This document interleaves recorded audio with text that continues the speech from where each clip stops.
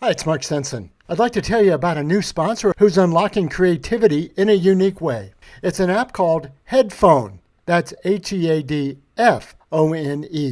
On Headphone, you can listen to premium audio dramas like romance, thriller, and horror.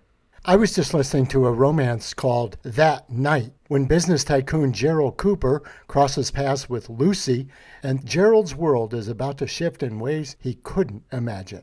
Right now, Headphone is offering listeners a 10% discount when you use this code to subscribe. Mark Creativity 10. So go to headphone.page.link/Mark Creativity 10. I'll put that link in the show notes. And thanks again to the folks at Headphone for their support of the podcast.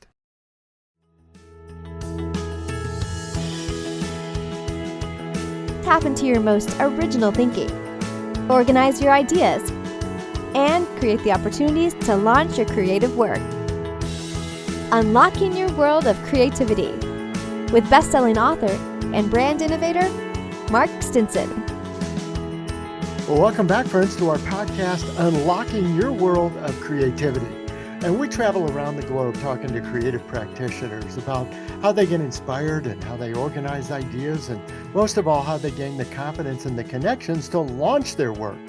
And today we're stamping our creative passport in beautiful Miami, where we're going to talk to our guest, Polina Pompliano. Paulina, welcome to the show. Thank you, Mark. It's an honor to be here. Thanks. Paulina is the author of a terrific new book called Hidden Genius. And it's really a collection of stories and understanding how the world's smart people and exceptional people think. We often think, Paulina, that, boy, aren't these people creative? They're so smart. And yet, you've really lifted the hood and demystified some of these things, that we don't just hold them up and be fascinated by them, but we could actually learn from them. Tell us a little bit how you approached looking at their way of thinking. Yeah. So as you might see in the book, every single chapter is a different theme. And one of those themes is creativity. But with each of them, I wanted to take away the fluff and only leave the practical takeaways that you can actually implement in your own life. Because I think we have enough books that pontificate about why creativity is amazing and great and everybody should be doing it. And then you're left with the question, okay, but like how? Mm-hmm. So I wanted to answer that how. And I think with each chapter, if you notice, there's a thread throughout the book that whether I'm talking about creativity or relationships, what I've noticed about these people that are exceptional at these things is that they've taken that idea and learned that it's a skill. It's not just a muse or a moment of inspiration that comes to you. Even love is a skill. Even creativity is a skill. These things that we think often are very mushy and hard to define, actually, with enough practice and enough discipline, you too can master these things because they are a skill. Yes. The term mental frameworks stood out to me, that there's lots of hacks and there's lots of tricks. And here's something you can do, break it down into 7 parts. But you really looked at the frameworks of the approach to thinking, not just maybe their, 4-point process. Yes. And Mark, if I see another man in a cold plunge on Twitter saying how he gets up at 4 a.m. and dives into the cold plunge, like that is a hack to me. That may work for some people, but it's something like practical, yes, that you can do on a daily basis, but what is it actually getting you? And if it doesn't stick with you, you're not going to keep doing it. The reason I'm attracted to mental frameworks is because it's a way of looking at the world, and it's something that you can apply in various areas of your life. Like one of them is an example being for creative people, a lot of them look at the world through a specific lens. It doesn't matter where they are or what they're doing. They're looking at the world through this lens, and that's how they can generate fresh ideas. So for example, if you're a chef, you work in the world of food and dining, but that doesn't stop you when you're at a museum to look at that museum through, one chef calls it a kaleidoscope of food. You look at it through a very specific lens and it's distorted. but you're getting ideas from this museum that you can then implement in the dining experience. And you mentioned being actionable. Again, I think there's many inspirational books and we get motivated by them and we say, hey, we should be more creative. Yeah. But give us an example of a couple of those aha moments where you said, oh, this is a mental framework. This is not simply get out there and be more creative. What were a couple of examples of that for you when you were studying these thinkers? Yeah. Okay. For example, the practical one that I just mentioned is Chef Grant Achatz, who created this restaurant called Alinea. He very much talks about connecting the unconnected and getting ideas in unconventional places. So when he's walking around a museum, he'll see a piece of art and be like, I want to eat off of that. Why can't that large scale painting be a tablecloth? And then he replicates it in the dining experience. For me, I took that in a practical way, implemented in my own life. I was like, I study people, I read a lot of profiles.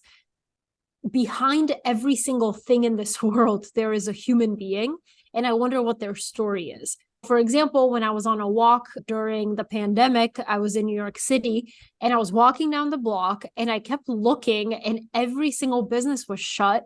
And I was like, I wonder what the humans behind these businesses are feeling. And then I called a bunch of them and that turned into a series of articles that I wrote.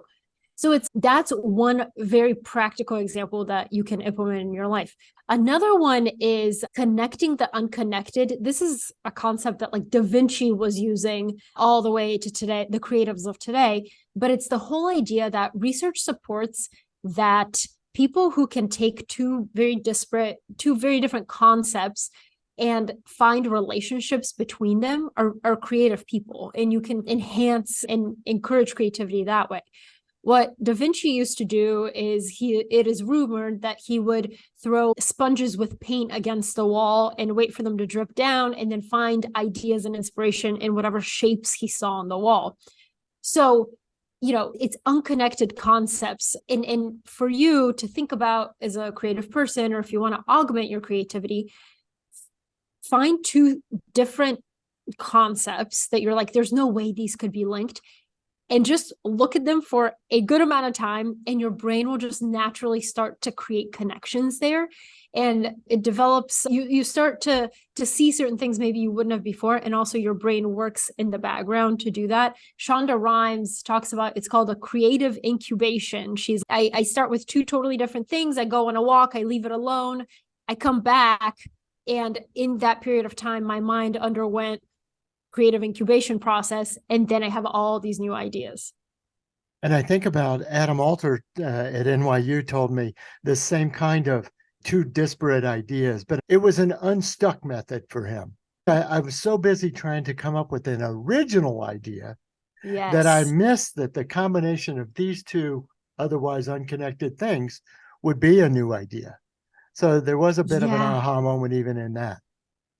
Yeah, and actually, you'll notice a lot of really creative people talk about, and this is supported by research as well, talk about that they get their best ideas while in the shower, for example, or while on a run. And it's like, why does that happen? It's because the rote activity allows your brain to wander, and that solidifies some ideas. So actually, a lot of rote activities like running, showering, shaving, driving can actually promote ideas, which sounds counterintuitive. Because that other side of your brain is just mindless, so to speak, and Yes. allows the other ideas. That's a good side of the research. I don't know if I knew that well. And was there anything that you said, wow, that's a crazy notion? That when you saw a mental framework and you said, that sounds a little wacky, or that I don't know if I could use that myself, or I wondered if that would really work. Did there anything come to you in your research on that? There is one that I think about often. It's Ed Catmull, who's the co-founder of Pixar. He talks about this idea that you should aim to fail the elevator test. The elevator test being when you're riding in the elevator with somebody higher up, you should be able to tell them your idea in 30 seconds or less. As somebody I was a journalist all my life, specifically in startups and business, the thing that was drilled into my brain is you got to be succinct, you got to be precise to the point, and you have to be able to explain things in 30 seconds or less. Otherwise, the idea doesn't make sense. When investors are evaluating startup ideas, that's what they look for. They don't want something that's super complicated and it takes a while to explain. So that was a really interesting one that I had to do more research on, because I was like, but if you can't explain it, then the average person won't get it. And then what I learned, that what he was actually saying is that if you're able to explain your idea in 30 seconds or less, that means that it's actually derivative of an idea that's already been done, and it's not that original.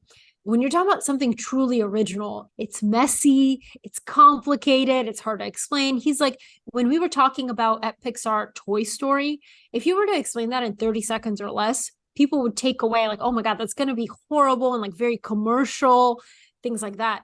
And or Ratatouille, a rat in a kitchen that can cook, like that sounds disgusting. And he says that all those things actually inspire. He looks for the ones that have a really big potential to fail, because those are the ones that are truly original, that have a higher, more of an upside to succeed than something that's already been done. That's why he finds like the big juicy failures really interesting. And then if something works, he said that they have a rule at Pixar where it's like, you can't do it again. You can't just replicate the process again. And that's almost to fight complacency, which I found that Grant Achatz, the chef, also does. He makes his team blow up the menu every 6 months, no matter how amazing and popular it's been. But yet the attraction to comparison, like you said, you're doing a pitch and you're like, you want to be the Uber of something. Now it's Jaws meets Finding Nemo. Yeah, you're trying to find these like analogies or somehow these hooks to these pitches. And again, you've written a lot on startups and business. You think about the familiarity is what sometimes creative people or gravitate to make these pitches. How did these original, exceptional thinkers break out of that mold? Okay, so it's really interesting. I think that a lot of people think they're original. I thought I was very original until I started studying some of these people.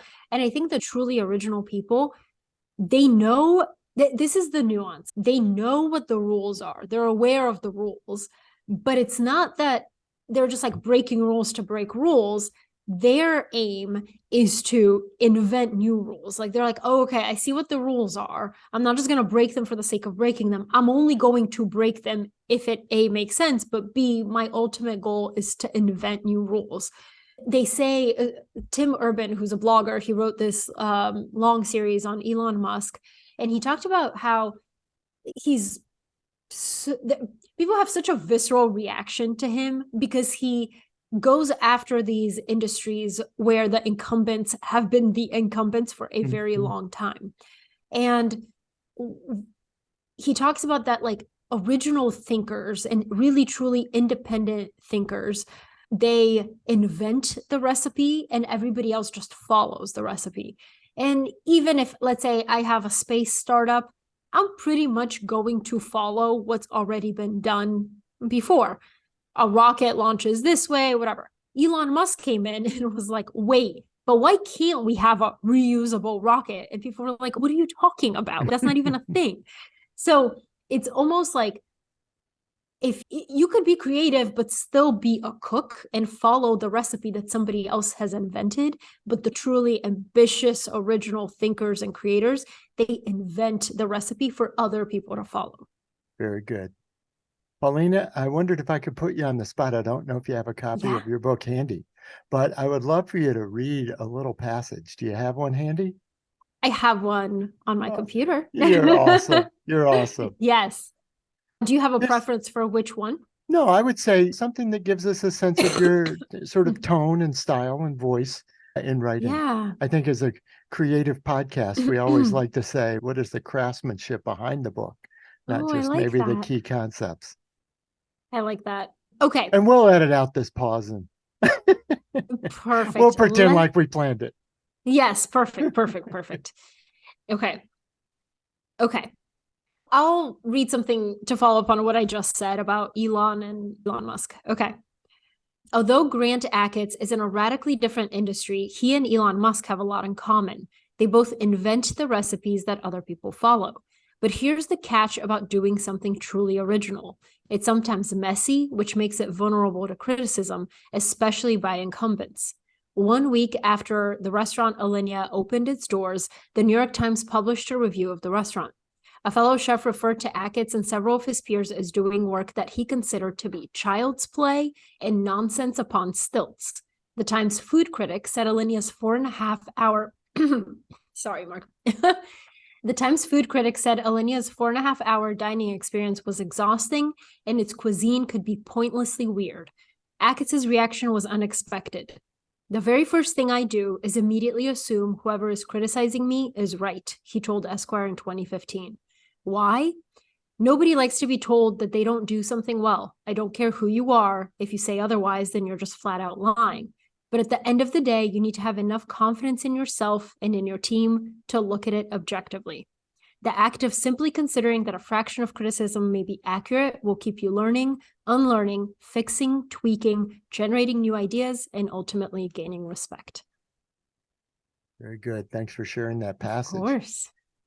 And listeners, as a reminder, my guest is Polina Pompliano. She's the author of a great book called Hidden Genius. Polina may be thinking about the craftsmanship as the approach to the book. And as in context, I don't think I mentioned, it's like the profile series goes back to 2017. You're writing these more bite-sized article length profiles. Same kind of idea, profiling the ways people are doing business and their success stories, but obviously in a much shorter and a much more pulsing kind of cadence. What were the compare and contrast for us? The approach you took as a writer, from writing a column to writing a book. Absolutely. So this is the thing about me is that when you're trained as a reporter, you are trained to think in very short form articles. So I never actually thought I would write something long form like a book. To me, that sounded just torturous. And it is, by the way. By the way. But if you don't love it, it absolutely is. But if you notice, the way that I structure each chapter was I turned it into something manageable for me. So when I started writing the book, I had a newborn baby. She was 3 months old and I wasn't really sleeping. So I was like, this is the last thing I need to be doing right now. But I knew that I needed to do something only for myself, because when you're doing something for everybody else, what can I do for myself? So the thing that I really enjoy is writing. So from 7 to 9 p.m. every night when she was sleeping, I was like, okay, this is my time. And in that time, I would sit down and I would write one section of one chapter for every 2 days, let's say. So every chapter is divided into 3 sections, and each section is the length of an article. So I was like, that's manageable for me. I can write an article every 2 days. So that's how it came together. It was like piece by piece, one section every 2 days, and those sections turn into chapters, which then turn into a book. Yes. Even at the outset of your process, I think I read on your Instagram page that you called them book notes, but here's the general outline of the book. Maybe that turned into the table of contents. Maybe that turned into the point by point chapter contents. But what was it about that? I think of it as a creative brief. Here's the brief, what this book is going to be about. Were you able to stick to that, or were you building as you went? Yeah. Okay. I think it's amazing because creativity works in such different ways. Some people, they cannot write without a very strict and rigid outline. I'm not one of those people. I can't write with an outline. I don't know why. My brain just doesn't work that way. Yes, because the publisher wanted a table of contents, I sent them what I loosely thought it could be about, even though some of those changed. In the beginning, the book was going to be separated into, instead of themes, relationships, and creativity, it would be into mental models. And then I was like, do people really think in mental models? I don't think so. And it felt like I was forcing myself into this thing, and it didn't feel natural. When I finally felt good about the outline or the table of contents, then I would take one chapter, one theme, and roughly in my brain, I was like, these are probably the 3 main points I want to talk about. So those would become the 3 sections. And then within each section, I would do exactly what I was talking about earlier, where I would throw in different ideas that I wanted to somehow include, but it almost felt like I pictured it as a jigsaw puzzle with the different pieces being different pieces of information that somehow need to like stick together. And I would put all these random ideas into a Google document, and then I would step away because I had to, because there was this baby that was crying. Sure. So I would have to step away. And in that stepping away, though, my brain did that thing in the background. And then I was like, wait a second, this person does remind me of this person. They have this thing in common that I had never thought about before. And then would come back and I would be ready to write because I did so much of the writing in my head already, if that makes sense. Yes, indeed. And you talk about the discipline of finding your time to write, but there must have also been a side of resilience. I just can't do this anymore. Yeah, this is taking too long. When is this going to be over? And I can only imagine that you also discovered in your research the creative thinkers that you were profiling had a certain resilience that they had to muster up. Oh, for sure. And I think sometimes it's as simple as having somebody else say, keep going. I know this sucks right now, but just keep going. I was just reading about Stephen King, the author Stephen King, and he said that his first novel, Carrie, to be published, he was writing it. It's about a high school girl who can move objects with her mind. And he was writing it, and then he got super frustrated that he couldn't write. He didn't feel like he could write well from a female perspective. So he crumpled the paper, threw it in the trash. And then the next day, his wife was emptying the trash and she saw these papers and she started reading it. And she told him, this is good, keep going. And that simple, this is good, keep going, forced them to revisit it and ask her. And she helped him write the voice better and develop the characters better. So I think it's almost your responsibility as a writer when you get stuck to find the smallest pieces of hope to keep going. I love that. Find the smallest pieces of hope. And you might be asked, like I am, people say, wait, your podcast is interviews with creative people. Is that all that unique? How many other people are doing this? But then on the other hand, they'll hear this interview with you and they go, I had no idea. I've never heard of her. Yep. And isn't she great? You must have come up against this, even when you pitched the book. Wait a second, we're going to have a book about creative thinkers. Exactly. What are you doing? And I guess in hindsight now, what do you feel is your signature, your fingerprint on the approach that you took to the book? Absolutely. This is such a great question. And it's actually, I wish more people talked about it. I address it head on in the introduction because I'm like, I know exactly the what you're thinking, biggest, right? and not what you're thinking, because the biggest criticisms that I get for my newsletter, the profile that I've been writing for so many years is, oh, you study successful people. I know all about successful people. I hear that's hero worship, that's survivorship bias. There's so many little things that these people only made it. They're the 1%. Why would you learn from them when there's so many others who didn't make it? And my whole point is, so aim to fail the elevator test in 30 seconds or less. If I tell you I wrote a book about successful people, I would then have to explain that I don't define success as wealth, money, or status, or whatever material possessions you have.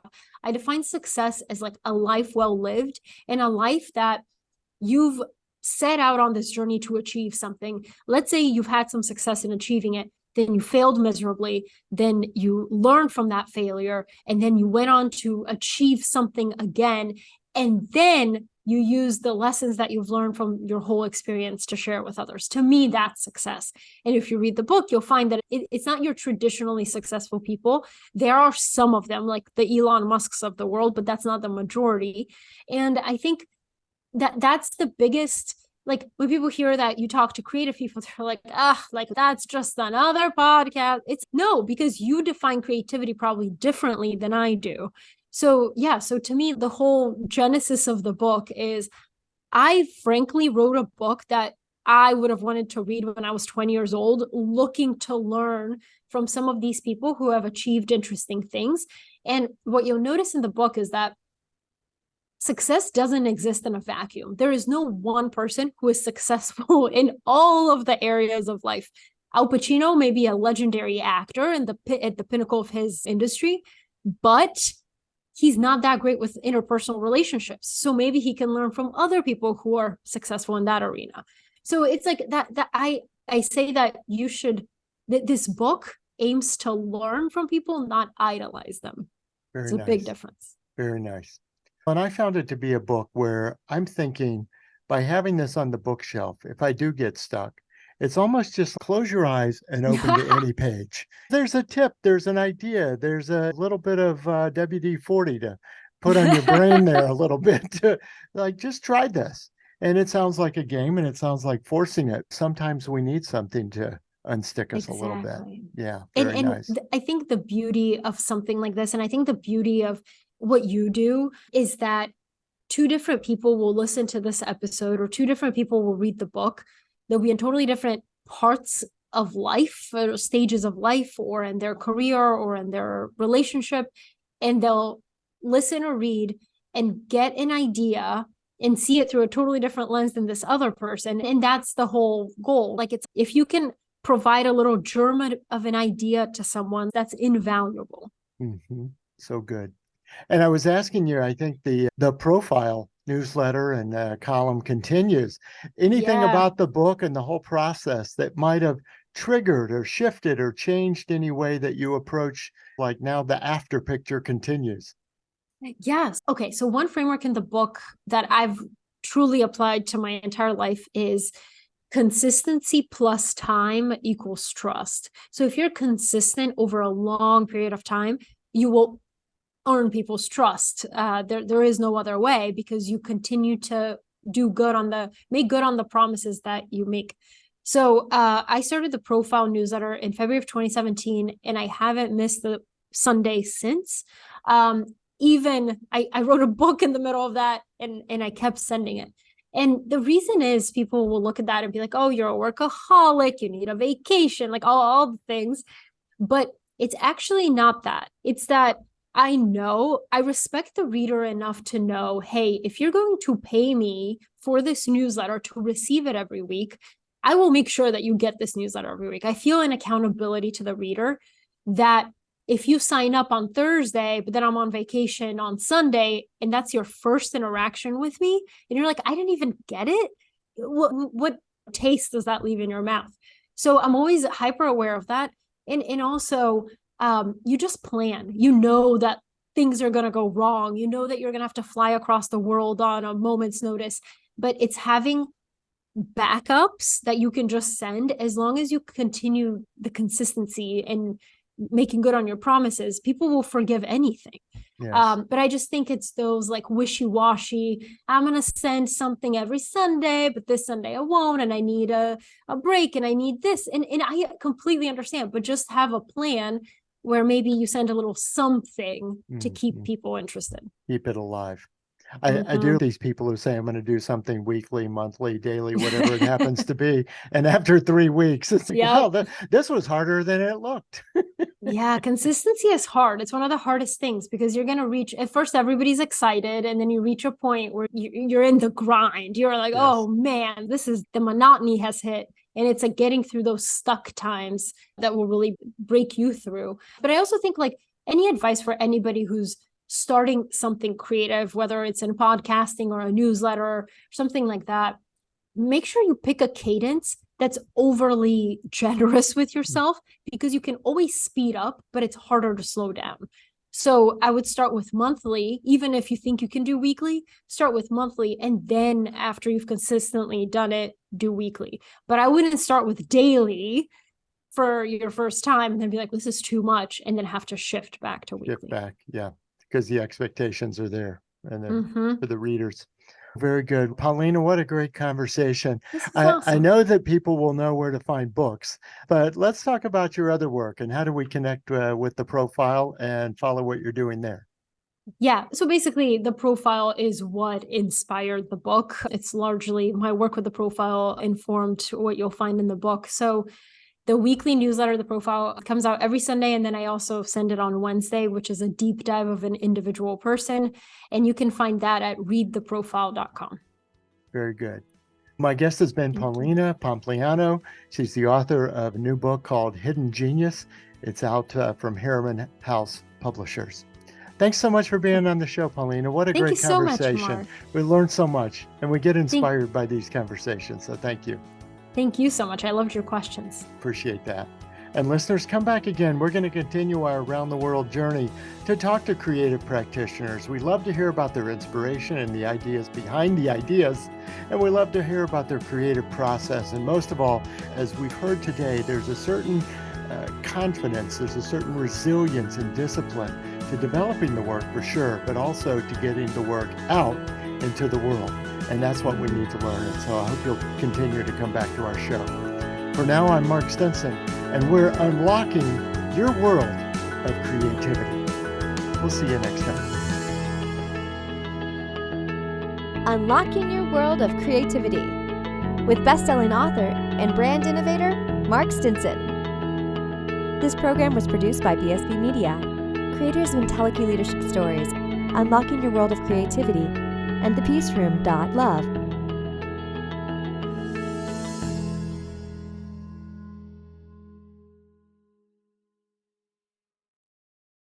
If you like this podcast, here's another show that you'll like from BSB Media, The Patient Speak, Healthcare Innovations Accelerating the Patient Journey. It features interviews with healthcare leaders, patient advocates, medical providers, and researchers. Presented by 83 Bar. Look for The Patient Speak on your favorite podcast app.